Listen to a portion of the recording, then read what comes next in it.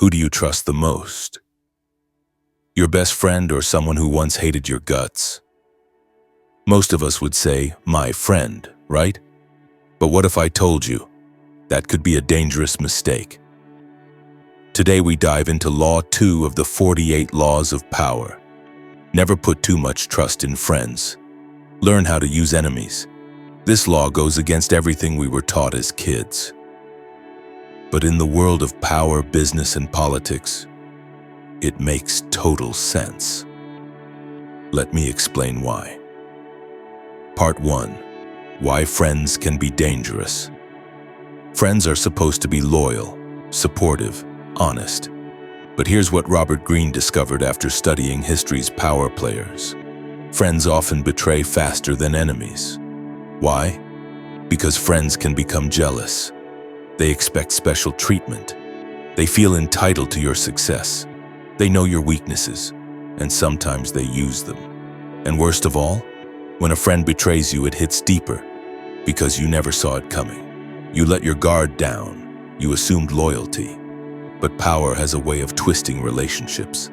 A small disagreement can turn into a personal war, and suddenly your greatest ally becomes your worst threat. Part 2. The historical example, Emperor Michael III. Let's talk about a real story that Greene uses in the book. In the 9th century, Emperor Michael III of the Byzantine Empire had a best friend, Basileus. Michael trusted Basileus completely. He made him his top advisor, but over time, Basileus grew more powerful. He made allies.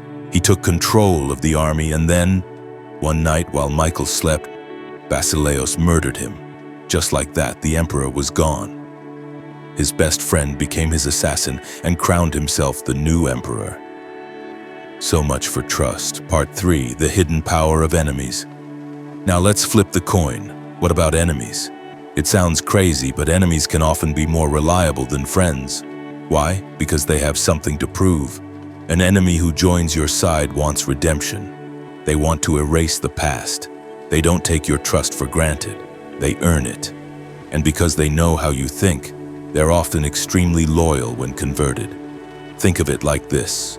A friend expects forgiveness. An enemy works to deserve it. Which one would you bet on in the long term? Part 4. Abraham Lincoln's team of rivals. One of the best modern examples is Abraham Lincoln. When he became president of the United States, he didn't just hire his friends. He brought his political enemies, people who competed against him, who criticized him, and gave them positions of power in his cabinet. People thought he was crazy, but Lincoln believed, if I make my enemies part of the solution, they'll stop being the problem.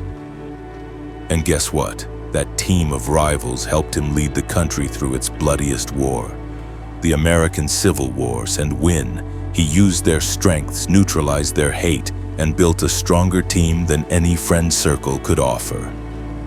Part 5. How to apply this in real life. You don't have to go out and befriend your worst enemy tomorrow. But here's how to apply Law 2 smartly. 1. Don't hire just your friends. In business, look for competence, not comfort. 2. Watch for emotional traps. When a friend asks for a favor, ask, would I say yes if we weren't close?